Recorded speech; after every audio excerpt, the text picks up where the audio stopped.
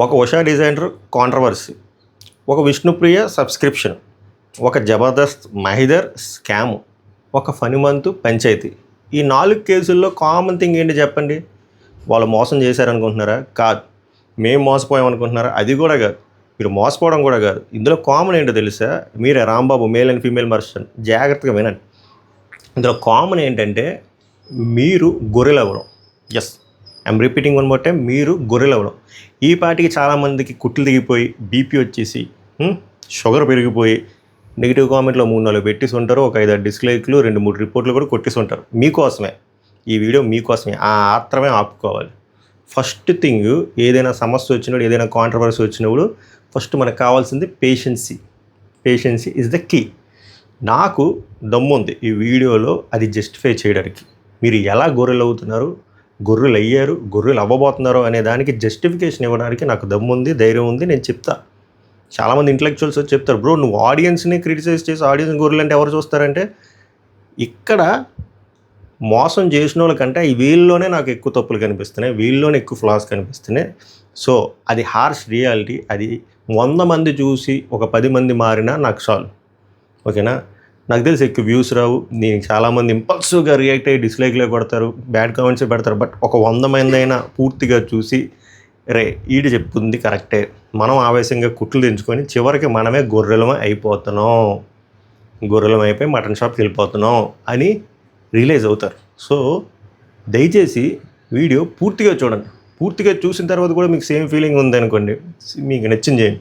Okay, let's begin the video. ఇప్పుడు మనం పెద్ద కథ, దేవర కథ గురించి మాట్లాడాలి. ఇవి 4 పార్ట్లు ఉన్నాయి. Part 1, part 2, part 3, part 4. చాలా బాగుంటుంది, జాగ్రత్తగా వినండి. Part 1, Usha designers controversy. మీ గుండెల మీద, మీ కిడ్నీల మీద, ఏదేని మీద కావాలంటే దాని మీద చేసుకొని చెప్పండి. ఈ కాంట్రవర్సీ స్టార్ట్ అవ్వకముందు ఎంతమందికి ఈ ఉషా డిజైనర్స్ అక్క తెలుసు? కాంట్రవర్సీ అయిన తర్వాత ఎంతమందికి తెలిసింది? ఈ కాంట్రవర్సీలో భాగంగా ఆమెకి ఫెచ్చింగ్ ఏమైందిరా అంటే చెప్తా, జాగ్రత్త వినండి. ఆమె ఫేస్ వాల్యూ బీభత్సంగా పెరిగింది, ఆమె ఇన్స్టాగ్రామ్ ఫాలోవర్స్ పెరిగారు, ఆమె యూట్యూబ్లో సబ్స్క్రైబర్స్ కౌంట్ పెరిగారు, ఆమె బిజినెస్ కూడా పట్టు శారీలు ఇంకా అక్క ఒక ఫ్లోలో అమ్ముతుంది. మీరేం సాధించారా అంటే అక్కని వెలుగులోకి తెచ్చారు. ఎంత వెలుగులోకి తెచ్చారంటే అక్క జస్ట్ కొంచెం అగ్ని పరీక్ష 2లో పార్టిసిపేట్ చేస్తే బిగ్ బాస్ 10 కంటెస్టెంట్ అయిపోద్ది. లేదు మీరు ఇంకా రక్తం చిందిస్తే అగ్ని పరీక్ష 2లో కూడా పార్టిసిపేట్ చేయవలసిన డైరెక్ట్గా సెలబ్రిటీ లిస్ట్ కింద బిగ్ బాస్ సీజన్ 10 కంటెస్టెంట్ అయ్యే అంత ఫేమస్ చేసాం. ఇక్కడ చేయాల్సింది ఏంటి చెప్తున్నారు కదా, ఏదైనా సమస్య వచ్చినప్పుడు మనం ఇంపల్సివ్గా రియాక్ట్ అయిపోయి ఎమోషనల్ ఫూల్స్లో బిహేవ్ చేస్తూ బీపీలు షుగర్లు పెంచుకుంటూ ఏదో హేట్ చేసేసి వాళ్ళు ఏదో తిట్టేసి కామెంట్లు పెట్టేసి టూర్ తమలపాకు ఇదే అది అనేసి సైడ్ అయిపోతాం. సమస్య ఏంది? మీకు ఏదో అక్కడ ఫ్రాడ్ జరుగుతుంది, కాంట్రవర్సీ జరుగుతుంది, తప్పు జరుగుతుంది, మీ దగ్గర డబ్బేసి క్వాలిటీ చీర ఇవ్వట్లేదు. అంతమంది కామెంట్లు చేశారు, అంతమంది రక్తం చిందించారు కదా, ఏమైంది రిజల్ట్? ఇప్పుడు ఈ ఇష్యూ ఇంకో అక్క, పావని అక్క బయటికి తీసుకొచ్చిన తర్వాత ఇంకా ఫైట్ చేస్తుంది, రిజల్ట్ రాలే. కానీ ఎవరు వీడియో చేసినా ఇంక్లూడింగ్ మై సెల్ఫ్ అందరికీ మంచి వ్యూస్, అందరి వీడియోల కింద మేము ఎలా మోసపోయాం, మాకు పట్టిన కాటన్ అని చెప్పి లంగా ఇచ్చారు, లంగా అని చెప్పి జాకెట్ ఇచ్చారని చెప్పి గోల్ దొబ్బారు కదా. మీరేమయ్యారు ఇప్పుడు? మీరు కేసులు ఫైల్ చేయరా? క్లియర్గా చెప్పాను నేను. మీరు ఇది కేసు ఫైల్ చేయాలంటే మీరు ఏదో కోర్టులకు వెళ్ళిపోవాలి, పోలీస్ స్టేషన్కి వెళ్ళిపోవాలి అవసరం లేదు, ఆన్లైన్లోనే ఫైల్ చేయొచ్చు అని చెప్పి చాలా డీటెయిల్గా చెప్పాను. కానీ ఎవడైనా ముందుకు వచ్చి దీని మీద ఫైట్ చేస్తున్నాడా? కామెంట్లు పెట్టడం ఈజీ. నేను నష్టపోయిన వాళ్ళ గురించి అడుగుతున్నా. కొన్ని వేలల్లో కామెంట్లు, వందల మంది, కొన్ని వేలలో కాబట్టి 100 మంది నష్టపోయారు, మేము మోసపోయామని చెప్తున్నారు కదా. ఎవడైనా ఫైల్ చేశారా ఆన్లైన్లో? మీరు మీ కంఫర్ట్ జోన్ దాటరు. మీకు న్యాయం జరిగిపోవాలి. ఎవడైనా ఇలాంటివి తెస్తే ఫుల్గా మనం ఎమోషన్ ఫ్లష్ అవుట్ చేసి తిట్టేసి ఏం చేస్తున్నారా అంటే మనకి డేటా బొక్క, మనకి టైం బొక్క, మన ఎమోషనల్గా మనం స్ట్రెయిన్ అవుతున్నాం, ఫిజికల్గా కూడా స్ట్రెయిన్ అవుతున్నాం. ఇన్ని స్ట్రెయిన్ అయిపోయి అటుపక్క ఎవరైతే కల్ప్రిట్ ఉన్నారో వాళ్ళు మనం ఫేమస్ చేసేయాలి. ఎంత ఫేమస్ చేసేయాలంటే వాళ్ళు బిగ్ బాస్కి వెళ్ళిపోవాలి. ఈ విషయంలో జరిగింది అదే కదా. ఏది ఎంతమంది కంప్లైంట్ రేస్ చేశారు? అంతమంది నష్టపోయారని చెప్పారు కదా. చీరల దగ్గర ఎంతమంది, ఏది అక్కలానే అమ్ముకుంటుంది, ఇంతమంది 1000 మంది కామెంట్లు పెట్టారు కదా. ఏమైపోయారు మీరంతా? ఇష్యూ వచ్చినప్పుడు కొట్టేస్తాం కామెంట్లు. మళ్ళీ గొర్రెలతో పాటు మనం ఎంత పెద్ద హిపోక్రేట్స్ అంటే, ఇదే మళ్ళీ చెప్తున్నాం, మీరు ఫీల్ అవుతారు, బట్ గొర్రెలు మేము ఇదే గొర్రెలు అదే అక్క ఇంకొక 2 వారాలు 3 వారాలు అయిపోయిన తర్వాత 2000కి 4 పట్టు చీరలు అని పెట్టింది అనుకోండి, పెట్టి జస్ట్ మీరు లింక్ అని కొట్టండి అంటే గొర్రెలు వెంటనే link link link link link link link అని కొట్టేస్తుంది. ఇవే గొర్రెలు ఓ 2-3 వారాల ముందు ఎవరైతే రక్తం చెందించారో అవే గొర్రెలు ఇప్పుడు లింక్ అని కొడతాయి. ఎందుకు 2,000కి 3,000కి పట్టు చీరలు 3-4 వచ్చేస్తాయి అంటే గొర్రెలు తెలుసు రావని అయినా కొడతారు లింక్ అని. ఎవరైతే తిట్టారో వాళ్ళే మళ్ళీ లింక్ అని కొడతారు. ఇక్కడ తప్పు ఎవరిది? నేను అందుకే చెప్తున్నా, మోసం చేసినోడు తప్పు కదా, మోసపోయిన వాళ్ళు తప్పు. అక్కడ మోసం జరుగుతుందని తెలుసు కూడా మీరు గొర్రెల్లాగా వెళ్ళి మోసపోతారు చూసారా, లింక్ అనగానే లింక్ అని కొట్టేస్తారు. బుర్రా బుద్ధి ఉందా లింక్ అని అడగగానే కొట్టేయడానికి? మీరే కదరా 2-3 వారాల ముందు తిట్టారు. ఇదేం విషయంలో కాదు, ప్రతి దగ్గర జరుగుతుంది ఇదే. తిడతారు, మన బీపీ షుగర్తో కొంచెం చల్లారిపోయిన తర్వాత వాళ్ళు మళ్ళీ ఇంకొక రకమైన మోసంలో వస్తారు. లింకు కామెంటు ప్రాంప్ట్ అని కొట్టమని కొట్టేస్తారు. కొట్టేసి వాళ్ళని హైలైట్ చేసి వాళ్ళ సబ్స్క్రైబర్ల కౌంట్ పెంచేయాలి, వాళ్ళ ఫాలోవర్ల కౌంట్ పెంచాలి, వాళ్ళ బిగ్ బాస్ని పంపించాలి. అవునా కదా? సో ఈ కేసులో గొర్రెలు ఎవరు? ఇదే కదా సొల్యూషన్ వచ్చిందా? రూట్ కాజ్ ఏంది? పర్మనెంట్ ఫిక్స్ ఏంటి? మీరు చేసింది ఏంటి? వచ్చింది సొల్యూషను? రాలేదు. ఇందులో తప్పెవరిది? డిజైనర్దా మీదా? అనేది మీదే తప్పు. మీరు మీ కంఫర్ట్ జోన్ దాటరు. ఇంకా మీ కంఫర్ట్ జోన్ అస్సలు దాటకుండా పనులన్నీ అయిపోవాలి. లాస్ట్ ఇయర్ కూడా సేమ్ అవేర్నెస్ రిలేటెడ్ వీడియోలుగా చేసినప్పుడు కొన్ని ఇష్యూల మీద ఫైట్ చేసినప్పుడు నేనే కదా ఎవరైతే ఫైట్ చేశారో అప్పుడు మేము మోసపోయామన్నా అన్నా, మా 30 కేజీలు పెరిగిపోయినా 40 కేజీలు పెరిగిపోయినా ఫ్రాడ్ అన్నా స్కామ్ అన్నా, మా ముక్కు పాడైపోయిందన్నా, కళ్ళు పాడైపోయినా, పెదాలు పాడైపోయినా, అవి పాడైపోయినా, కిడ్నీ పాడైపోయింది అని చెప్పి 1000 మంది కామెంట్లు, 1000 మంది మెసేజ్లు, ప్రూఫ్లు పంపడం అన్నీ.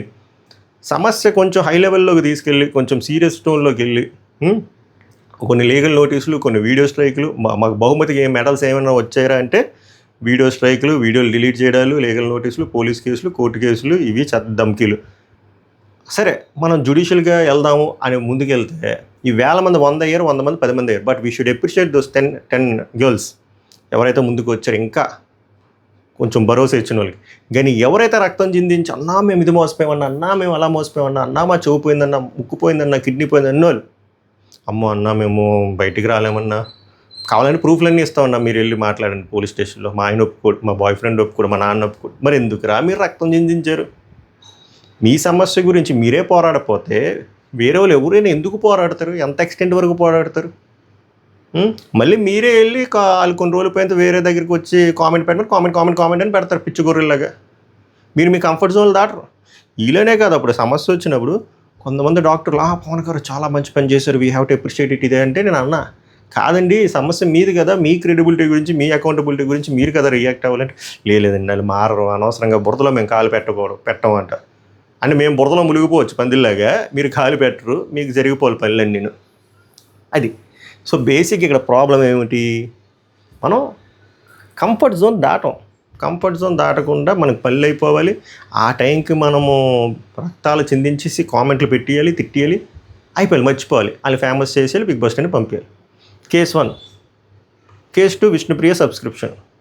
ఇప్పుడు విష్ణుప్రియ ఇన్స్టాగ్రామ్ సబ్స్క్రిప్షన్ గురించి ఇంత పంచాయతీ చేశారు మీకు. మై డియర్ రాంబాబులు of male and female version నేను అడుగుతుంది, మీకు ఏం కావాలి ఇందులో? మీరు ఏం కోరుకుంటున్నారు ఇందులో? నేను ఆల్రెడీ చెప్పా, అది ఎథికల్గా రాంగ్ అయినా లీగల్గా రైట్, మీరు ఏం పీకలేరు. అన్నా మేము కేసు ఫైల్ చేసాను, కేసు బొక్క నిల్చుంటుంది, ఏం నిల్చోడు, it's my right, it's my body, Instagram వాడు ఇచ్చిన సబ్స్క్రిప్షను నేనేమీ ఇల్లీగల్గా పెట్టట్లేదు అని చెప్తుంది. ఇంకా ముందుకెళ్ళి నేనే చెప్పాను కదా, అమ్మాయి కాదు సినిమా హీరోయిన్లు, Dimple Hayathi, Ananya, Vakeel Saab heroine, second heroine, third heroine, అమ్మాయి కూడా సేమ్ రేట్ సబ్స్క్రిప్షన్లు పెట్టింది కదా. ఎవరు వాళ్ళ గురించి ఎందుకు మాట్లాడట్లేదు? Why only Vishnupriya? Why only specific organised targeting? చేత అందరినీ చేయాలి కదా. ఫస్ట్ థింగ్ మీరు తెలుసుకోవాల్సింది, ఇట్స్ నాట్ ఇల్లీగల్. ఎథికల్ అంటే ఎథికల్ అస్సలు కాదు. ఆ ఎథికల్ కాలేని వాళ్ళు ఫాలో అవ్వకపోవడం అది మీ విజ్ఞతకు వదిలేయాలి. అక్కడ కరువుగాలను తిట్టాలి తప్ప వీళ్ళని తిట్టకూడదు.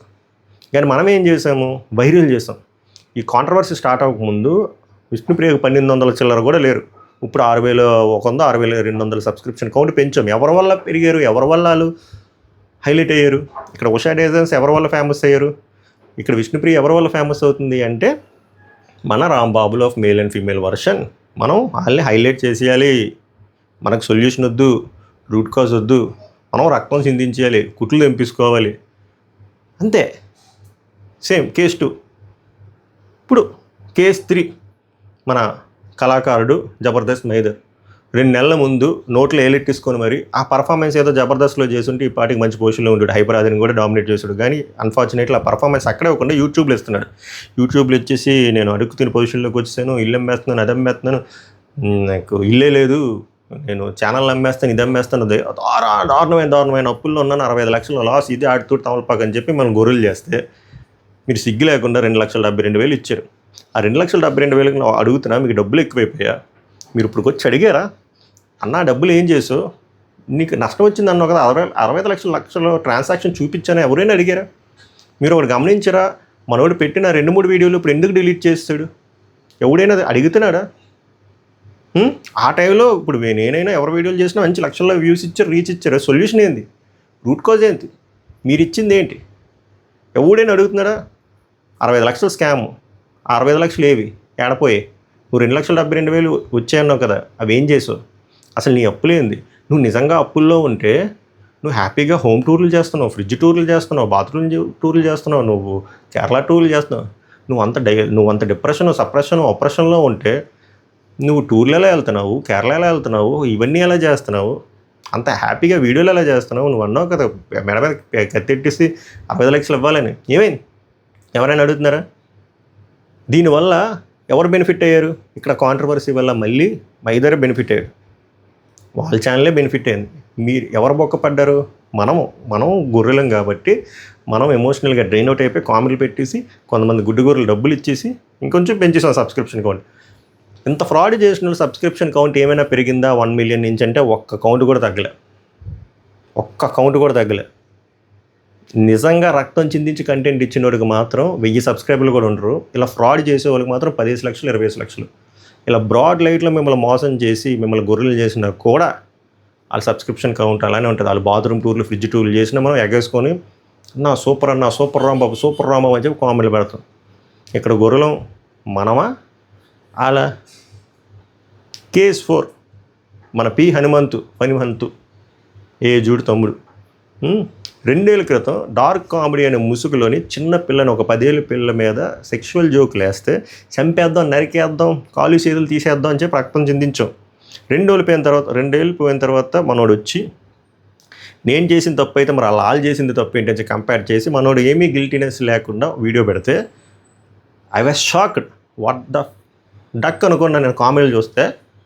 అన్న సూపర్గా అడిగా ఉన్నా, సూపర్గా ఎక్స్పోజ్ చేశాను. ఏమిరా ఎక్స్పోజ్? ఫస్ట్ ఆ ఎక్స్పోజ్ పక్కన పెడితే ఫస్ట్ మనోడు చేసింది ఏంటి కంపేర్ చేస్తుంది ఏంటి? అక్కడ అడల్ట్ కామెడీ వర్సెస్ మనోడు చేసింది అడల్ట్ కామెడీయే కాదు, అది అసలు మరణశిక్ష చేసినా కూడా తప్పులేదు. చిన్నపిల్ల మీద, ఒక 9 ఏళ్ళు 10 ఏళ్ళ పాప మీద వాళ్ళ నాన్నతో రిలేషన్ మీద వేసిన జోక్కి వాడిని ఏం చేయాలి, వాళ్ళ పక్కన ఫ్రెండ్స్ని ఏం చేయాలి? సరే ప్రతి ఒక్కరికి సెకండ్ ఛాన్స్ ఇవ్వాలి కదా అని ఇచ్చిన తర్వాత కూడా మనోడు ఎటువంటి గిల్టీనెస్, ఎటువంటి రిగ్రెట్ లేకుండా వీడియోలు చేస్తే ఇప్పుడు 2 ఏళ్ళ క్రితం ఎవడైతే తిట్టారో ఇప్పుడు వాళ్ళు అప్రిషియేట్ చేస్తున్నారు. ఇది హిపోక్రసీ కాదా? చెప్పండి, ఇది హిపోక్రసీ కాదా?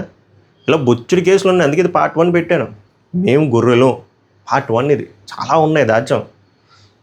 ఈ దేవర్ పార్ట్ 1లో ఈ 4 కేసులు మీరు తెలుసుకుంది ఏంటి? మోసం చేసిన వాళ్ళు తప్పు కాదు, గుడ్డు గొర్రెల్లో మోసపోయిన మనం తప్పు. దీనికి రూట్ కాజ్ ఏంది? దేనికైనా ఏదైనా కాంట్రవర్సీ వచ్చినప్పుడు ఇంపల్సివ్ రియాక్షన్లు గొడ్ల చించేసుకోవడం కాదు.